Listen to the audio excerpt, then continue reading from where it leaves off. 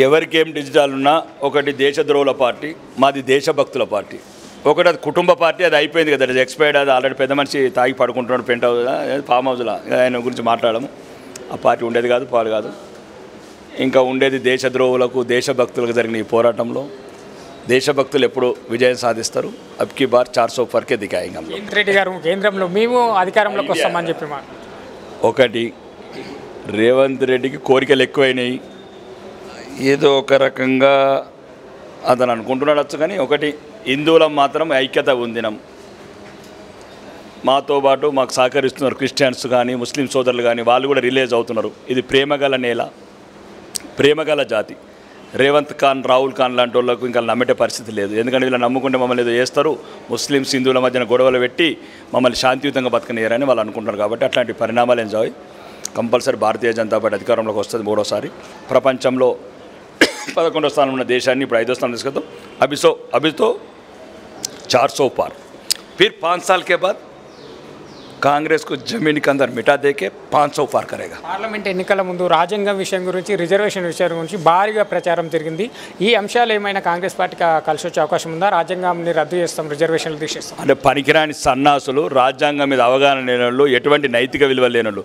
నెహ్రూ 17 సార్లు రాజ్యాంగాన్ని మార్చాడు, ఇందిరాగాంధీ 28 సార్లు మార్చింది, 10 సార్లు రాజీవ్ గాంధీ మార్చాడు, 10 సార్లు సోనియా గాంధీ మార్చింది.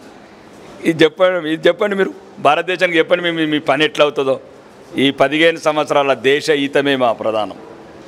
కాబట్టి దయచేసి అట్లాంటివి ఉండదు. రెండోది, మా ప్రధానమంత్రి గారు అన్నట్టు ఆయన గొంతులో పానం ఉండంగా రిజర్వేషన్, ఆయన గొంతులే కాదు, ఆయన ఆదేశాలు పాటించే భారతదేశంలో ఉన్న భారతీయ జనతా పార్టీ సైనికులు మనమేమో, మా గొంతులలో పానం ఉండంగా ఒక్క రేవంత్ రెడ్డి కాంగ్రెస్ వాళ్ళకి చెప్తున్నా, మీరు ఏదైతే కుట్రలు చేస్తున్నారో, ఎట్లయితే ఇప్పుడు 4% ఓబీసీలది కావచ్చు, ఎస్సీ ఎస్టీలది కావచ్చు తీసి ఎట్లయితే 4% ఇచ్చారో ముస్లింలకు, తిరిగి మా అమిత్ షా గారు అన్నట్టు మళ్ళీ మేము వస్తాము, ఆ 4% కూడా మళ్ళీ పేదలకే ఇస్తాము, ఎస్సీ ఎస్టీలకు ఇస్తాము.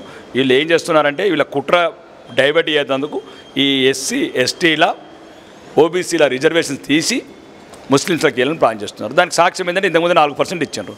కానీ ఎట్టి పరిస్థితులు మా గొంతులలో పానం ఉండంగా 1% తగ్గించినా. ఈ 10 ఏళ్లలో తెలంగాణకు బీజేపీ చేసింది ఏం లేదు, గాడిద గుడ్డు చేసిందని చెప్పి కాంగ్రెస్ వాళ్ళు ప్రచారం చేయడం జరిగింది.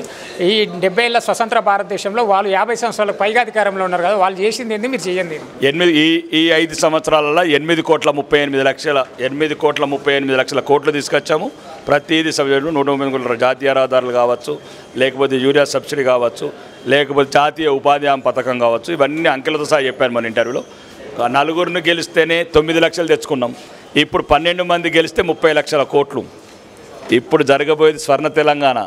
ఓతో బంగారు తెలంగాణ బోలకి నైకియా, అభితో స్వర్ణ తెలంగాణ లేకే. 17 పార్లమెంటు స్థానాలలో మల్కాజ్గిరి, ఉమ్మడి మహబూబ్నగర్ ప్రత్యేక స్థానాలు అనుకోవచ్చు.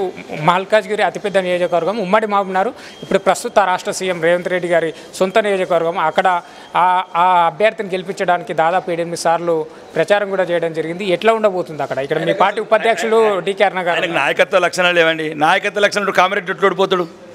ఆయనకు లేవు, కేసీఆర్కి లేవు, ఇద్దరు ఓడిపోయినలే. మేమన్నా 53 మంది ఎమ్మెల్యేలు మొదటిసారి గెలిచినాం. మాకునే నాయకత్వ లక్షణాలు కామారెడ్డి ఎట్లా ఓడిపోతాడు రేవంత్ రెడ్డి? కేసీఆర్ కామారెడ్డి ఎట్లా ఓడిపోతాడు? ఇంతకుముందు 2018లో కొడంగల్ ఎట్లా ఓడిపోయాడు రేవంత్ రెడ్డి? ఏదో అది మన ఏమంటారు ఎమ్మెల్యేల సినిమాలో ఆలీగాడి కదా ఏదో దొరికినట్లు బుక్కు, ఆ రేవంత్ రెడ్డికి ఏదో బుక్ దొరికింది, ఆ బుక్లో అనుకోకుండా ముఖ్యమంత్రి అయిపోయాడు. మరి దాన్ని కాపాడుకుంటాడా? ఈ అహంకారంతో ప్రజాస్వామ్యాన్ని అపహాస్యం చేసుకుంటా వదిలేసుకుంటాడు. అది కాలం నిర్ణయిస్తుంది. జూన్ 4 తర్వాత తెలంగాణలో రాజకీయాలు మారబోతున్నాయి.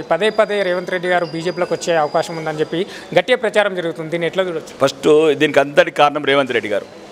మొదటి రోజు సీట్ ఎక్కాడు, అప్పటి నుంచి అభద్రత భాగంలో అవుతున్నాడు. అంటే నాకు అర్థమైంది, ఏదో ఫైర్ రైవ్ల ద్వారానో దేని ద్వారానో తెచ్చుకున్నాడని. ప్రతిరోజు నా సీట్ను ముట్టుకుంటే టచ్ చేసుడు, ఏమంటారు మానవ బాంబుని పేల్తాము, లేకపోతే రాళ్ళతో, ఇట్లా రకరకాలుగా. అంటే ప్రతిరోజు కాంగ్రెస్ వాళ్ళు కుట్రలు చేస్తున్నారు మెజారిటీ తగ్గడానికి, ఇంకా శత్రువులు ఉన్నారు. కాబట్టి అభద్రత భావంలో లోనైంది ఆ ముఖ్యమంత్రి గారు. సరైన ధైర్యంగా దైవంతో మాకు మాత్రం భారతీయ జనతా పార్టీకి ఒకటి ప్రతిపక్షముగా ప్రజల సమస్యలపై పోరాడతాము. 5 సంవత్సరాలు పోరాడతాము. మీరు ఒకవేళ వర్గాలు గ్రూపులు ఏర్పడి మీరు నాశనం చేసుకుంటే మేము చెప్పలేం. కానీ మా భారతీయ జనతా పార్టీ ఎటువంటి ప్రమేయం ఉండదు. మాది ఒకటి ప్రజల పక్షాన, ప్రజల గొంతునై ప్రజల సమస్యలపై పోరాడతాం. మళ్ళీ 8 సీట్ల నుంచి 80 సీట్లకు సాధించుకొని తెలంగాణ సెక్రటరీ మీద ఎట్లయితే ఎంఐఎంఎల్లో ఎట్లా ఎగురుతుందో చూస్తామన్నారు. 15% ఉన్నకి అంత రోషం ఉంటే మా సన్నాసులకు, మా హిందువులకు బుద్ధి జ్ఞానం మీద ఉంటే మా ధర్మాన్ని మేము కాపాడుకోవాలంటే 8 నుంచి 80 సీట్లు సాధించుకోవాలా. అసౌద్దీన్ ఓవైసీ గారు చెప్పినట్టు ఎట్లా ఎగిరెత్తారా మీరు కాషాయ జెండాను కదా, ఎగిరేసి చూపించి మన భారతీయ జనతా పార్టీ ముఖ్యమంత్రితో ప్రమాణ స్వీకారం చేయాలి.